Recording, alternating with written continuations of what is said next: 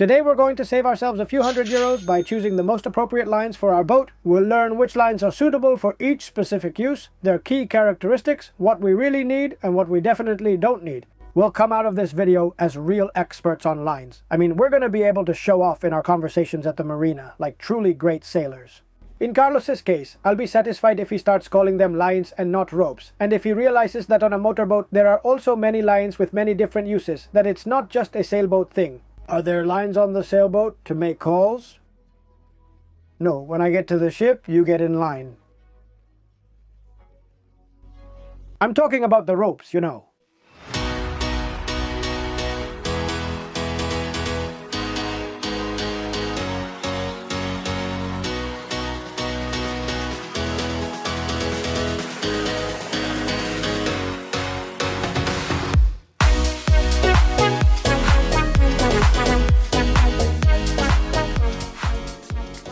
Greetings fellow sailors and welcome to a completely brand new episode of the Low Cost Sailor. In today's episode we're going to talk about the running rigging, the various ropes on our boats which have so many different uses on board, and for each use there's an appropriate choice that still stays within our budget. We're going to talk about the various materials, the different types of lines, their finishes, and of course their specific uses on board. We'll debunk a few things like the idea that you always have to buy the very best line or that pretty much any rope we see on sale will work for us. Some will. And we'll also learn a few practical tricks and care tips that will let us save a lot of money and extend the overall service life of the lines we already have. Because you don't have to spend a fortune, but you really do need to understand how to choose the right line for each specific use, and above all, for our real day-to-day needs. And for all those with motorboats who think this episode isn't for them, on a powerboat there are still plenty of lines you have to choose wisely. Mooring lines, anchoring lines, tow lines, and the lifelines on the lifebuoys. What thing now? Lifeline, a new word. They're giving away boating licenses. And a bad choice in any of those can cause us a problem. We're going to talk about all of this today thanks to SVB, which with its more than 30,000 marine items from 350 different brands has sent us all the material we've needed to produce this video. The thing is, with SVB it's always easy because they ship quickly to any port in the world with everything cared for down to the smallest detail, and when it comes to lines, don't even get me started because the variety of materials and prices is almost infinite. They can also cut them and customize them for you. And when I say customize, it's because with their rope configurator you can not only choose the rope length, but you can also request all kinds of finishes with spliced loops, carabiners, and protectors. It's wonderful. It's truly a real pleasure to see when all the ropes come clearly labeled with their full specs and your name, because they're made specifically for you or for me. And if you need ropes or any other nautical gear, remember that with the Low Cost Sailor code, along with your order, they'll give you a very special gift from us. If you have a boat, you really need to watch this episode. And if you call lines ropes, then you absolutely need to watch this episode with a notebook ready to take notes. But the thing is, even though we think we know about lines, ropes, and running rigging, the materials and how they're used have changed a lot. And sometimes we insist on spending a fortune on Dyneema lines because it's the latest and greatest, and it turns out it's not what we need. Or we're going to try to reuse some rope on board that we had lying around, and we're going to realize it doesn't work. That doesn't mean we all need the best lines, halyards, and sheets on the market, but rather that there are things that work for us and others that do work for certain things, but not for everything. For example, around my house I have a bunch of climbing ropes from my teenage years, when I was a weekend climber. You said that so you could put a photo there, young man, and the anuses? Sure. But sculpted, really carefully sculpted, like Michelangelo's David, not like one of those Botero sculptures, not some big fat thing like that. And it honestly wouldn't even occur to me to use a climbing rope as a halyard on my boat, not even as a sheet line. A climbing rope has an elasticity of over 10% because this allows it to absorb a fall better, something extremely important in climbing. And yet imagine using it as a halyard. And when a gust of wind comes, the 20-meter halyard you used stretches 2 more meters. That's the point. Each material, each line, each rope has an appropriate use, and that's what we're going to look at. Sailing has been with us for a very long time. As early as 3500 BC, we have references to Egyptians sailing on the Nile with sailboats. And of course, ropes were needed. In those days, they were made from plant fibers, papyrus, palm, and braided esparto grass. But the true kings of seafaring were really the Phoenicians. Around 1500 BC, they began to build ships that were capable of crossing the Mediterranean and also venturing out into the Atlantic. Their go-to material was hemp, which was stronger and much more durable. The incredible thing is that the technology didn't really change much in more than 3,000 years. Natural fibers played the major leading role in the great discoveries and the conquest of the oceans. That said, they had problems. They'd swell in water, rot with moisture, and had to be soaked in pitch or tar to slow deterioration. This made working on the rigging a really dirty and quite unpleasant job, and the lines would very often end up getting jammed in the pulleys, which by the way didn't even appear until around 700 BC with the Greeks. Nothing changed substantially until 1840 with the arrival of iron, wire and steel for standing rigging. But the running lines, the running rigging, were still made of fiber because metal didn't get along very well with the pulleys of the time or with sailors' hands. The truly major leap arrived in 1935 with DuPont's invention of nylon. It was a quiet, almost silent revolution that later became the foundation for World War II parachutes, before eventually making its way onto our boats. In 1950, Dacron polyester appeared, the ideal alternative to nylon because it stretched less and held up much better to the sun and salt spray. But the real revolution came in the 80s with fibers like Dyneema or Spectra with performance never seen before. Materials that are stronger than steel, yet still so light that they can float. So the next time you complain that the winch is hard to crank or that the sheet feels a bit stiff, remember the Egyptians. They handled boats on the Nile with papyrus ropes without any pulleys at all and through pure brute force. Now that really was extreme sailing. The variety of materials, colors, thicknesses and finishes we come across when buying sheets, a halyard or mooring lines can end up overwhelming us. If we go into a specialized catalog like SVB's, the variety is endless, and if we look for deals out there, it's easy to get lost and end up buying something that doesn't work. But the availability of ropes these days, where almost all of them are synthetic fibers, is fairly straightforward. Basically, there are 4 materials we should focus on. Polypropylene is the cheapest and the basis of most household ropes, and I say ropes intentionally because its use in boating is very limited. Its big advantage is that it floats, which makes it ideal for lifebuoy lanyards and tow lines, to keep them from getting tangled in the propellers. But be careful, the sun destroys it badly. I've had bad experiences with lanyards that, in under a year in the sun, fall apart and snap on the first pull. Nylon polyamide is definitely the main player in both powerboating and sailing. Its excellent elasticity and dependable strength make it the ideal material for mooring and anchoring.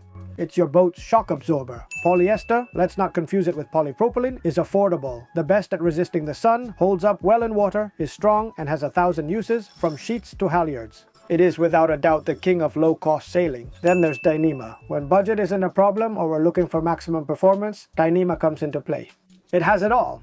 It's lightweight, stronger than steel, doesn't absorb moisture, and its stretch is almost zero, less than 1%. He's the king of racing, so you can see the real difference. So we're going to compare these materials and we're going to add the old steel cable as a reference. Using a 10mm standard as our baseline, if we begin by looking at resistance to sunlight, we can see that this is polypropylene's weak point, while it's polyester's strong point. As I was explaining to you earlier, with polypropylene this can be quite dramatic. It's a material that really should not be left permanently exposed to the sun. As for breaking load, polypropylene is once again the weakest, but what's genuinely surprising is Dyneema's strength. It can withstand 9 tons with only a 1 centimeter diameter. What's more, it's extremely light. It weighs almost 10 times less than steel. In terms of overall lightness, only polypropylene beats it, which is the only reason the latter is still kept on boats, mainly because of its buoyancy. One important point about water: nearly all materials are waterproof except for nylon. Nylon is essentially like a sponge and it can absorb around 10% water, which results in an increase in weight. Also watch the thickness. If a line runs tight through a pulley or rope clutch, when it's wet it can end up jamming. Finally, let's talk about stretch. Here, Dyneema wins by a landslide with barely about 1% stretch, something that's truly ideal for precise millimeter by millimeter trimming. But remember, depending on the use, we don't always want minimal stretch. When a line stretches, it absorbs energy, and that's exactly what we're looking for in mooring lines or anchoring lines, so we don't rip out the cleats. By the way, polyester can also achieve fairly low levels of stretch in some of its variants, such as pre-stretched lines. But there are also other factors like feel, for example, as well as the possibility of combining materials in a single line because, as we'll see now, the various braids and finishes are going to let us bring out even more of the characteristics of our rigging. The material isn't everything. How that material is braided is what determines how the rope behaves in your hands. Most modern ropes use a core and cover construction. This gives us the best of both worlds. We can, for example, have a Dyneema core, which is what takes the load and doesn't stretch, protected by a soft polyester cover, because pure Dyneema is very slippery and burns your hands. To understand this, there's nothing better than opening a rope in half and seeing what's inside. We're going to do a little autopsy on a couple of them. Single material structures with no core or cover. The 3-strand braid is what you'll see in nylon ropes. It's 3 strands twisted around each other. It's the oldest design because it's easy to manufacture and above all, very easy to splice. What is splice? What does the term splice mean in maritime nomenclature? Nautical term meaning to join 2 ropes by their ends, the bitter ends with knots or splices. There is. Splicing, the hollow 12-strand braid, very typical of Dyneema. If you cut it, you'll see it's like an empty tube on the inside. Since it doesn't have a cover, it's very lightweight, but it's completely exposed to the sun and abrasion. Then there's the core and cover construction, double braid. The cover or jacket is the outer part. Its job isn't to bear the weight. It usually only takes 20% of the load, but rather to protect the inside and provide grip on the winches. The core is the heart of the rope, and it's where the strength lies. Depending on what we're looking for, we can find 3 types of cores. Parallel fiber cores with straight filaments running inside. Braided cores is like a line inside another line. It's the most common. Double braid gives a lot of flexibility and is what allows the line to run smoothly through the pulleys. And finally, textured or blended cores. Sometimes you'll see cores that look like cotton or even like frayed threads. They're used to add a bit more volume to the line without really adding much weight, which is typical for sheets on light boats that we want to be comfortable and thick and easy to grip by hand. But the truly critical point is really in the knots and the splices. When you cut the line, pay very close attention to how the fibers are aligned. When we tie a knot, we force those fibers into a very tight and sharp bend. The fibers on the outside of the bend will stretch until they finally break, while the inner ones don't really work at all. That's why a knot weakens the rope so much, because only a portion of the fiber is actually carrying the load. On the other hand, when making a sewn eye splice, or an eye, the fibers follow a smooth curve and they all work equally. That's why, if you have the opportunity to use SVB's configurator so they can provide you with the ends already finished with professional eye splices, you'll be taking advantage of 100% of the strength you paid for, of course. Choosing the right line isn't just a matter of material, but of diameter. A line that's too thin will cut your hands and the rope clutches will slip. One that's too thick won't run well through the blocks and will weigh a ton when it gets wet. Here's my small selection for each use, whether you're sailing or motoring. For halyards, the real enemy here is stretching. If the halyard stretches, the sail gets distorted and the boat starts losing power. The ideal option is Dyneema with a polyester cover. That's what I chose after trying 2 different models from CVD. For the mainsail halyard, I chose a 10mm one with more than 3,500 kilos of braking strength. So I could basically lift my boat with it, and it has only 1.8% stretch. It costs $3.78 per meter. Although for my kind of cruising sailing, I could have done just as well with a pre-stretched polyester one at 2.77, saving myself around 30 on a 30-meter halyard.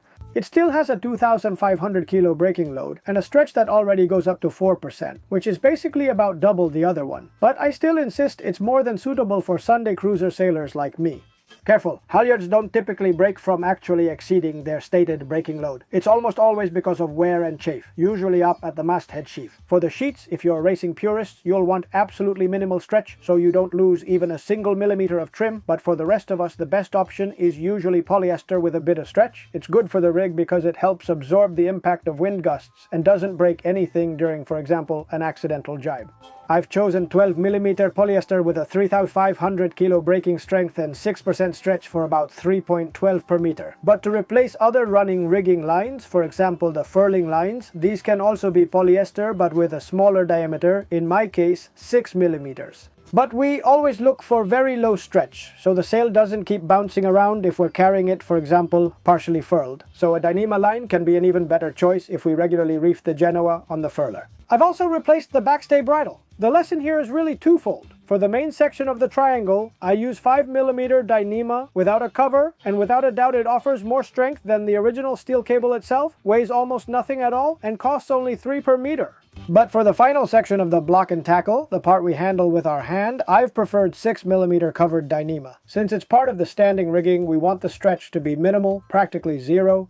In this case, it's essential, because we don't want our mast swinging back and forth until it breaks. With mooring lines, it's the exact opposite. Here we want elasticity and resistance to abrasion. It might seem like the ideal solution would be something essentially indestructible, like 14mm Dyneema, which can hold up to 18 tons, but that would actually be a mistake. If the mooring line doesn't stretch, even with a hard yank from the waves, something is going to break. And what we don't want is for the cleat on our boat to break, or for it to be ripped out completely. And why don't they build boats with Dyneema material? because then the springs would come loose. Well, then have them make springs out of Dyneema material, because then they would rip the continents out. Well, then make the whole planet out of Dyneema. And then we get into the physics and the rope dynamics that actually move the universe. Lines dynamics, it's called line dynamics. For mooring, the best option is nylon, finished off with some really good splices that you can do yourselves, as we've shown you in one of our shorts, or you can simply let SVB do it for you so you don't have to do anything at all. Dockflex is also a very good option. It's a special polyester that can stretch by up to 20%, doesn't absorb any water at all, and also won't get stiff over time. I see this last point, for example, as the absolute best option for an anchor line. Finally, for towing and safety, polypropylene is king here because it's cheap, very cheap, and above all, it floats. This is vital, so the line doesn't end up in the propeller. It can be used for the lifelines of lifebuoys at about 6 mm, or for tow lines with a diameter of 12 or 14 mm. That said, it must be stored away from the sun.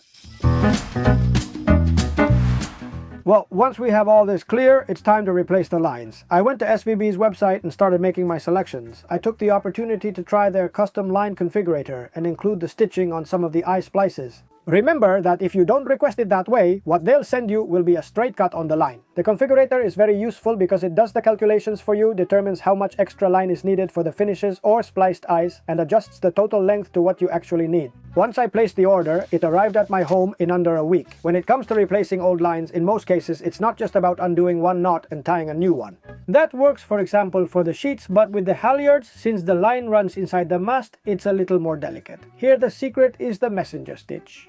It involves sewing the new line to the old one with needle and thread but not overlapping them, instead placing one right after the other end to end, so the joint doesn't get bulky and passes smoothly through all the internal pulleys. A small bit of electrical tape to neatly finish off the splice and make sure that nothing can snag, and the change will be very simple for you to do. Finally, so that your investment lasts for many years to come, here are a few low-cost maintenance tips. First, fresh water rinsing. Once a year, put the sheets in the washing machine, cold cycle, and no fabric softener so they don't get tangled up inside a pillowcase, for example.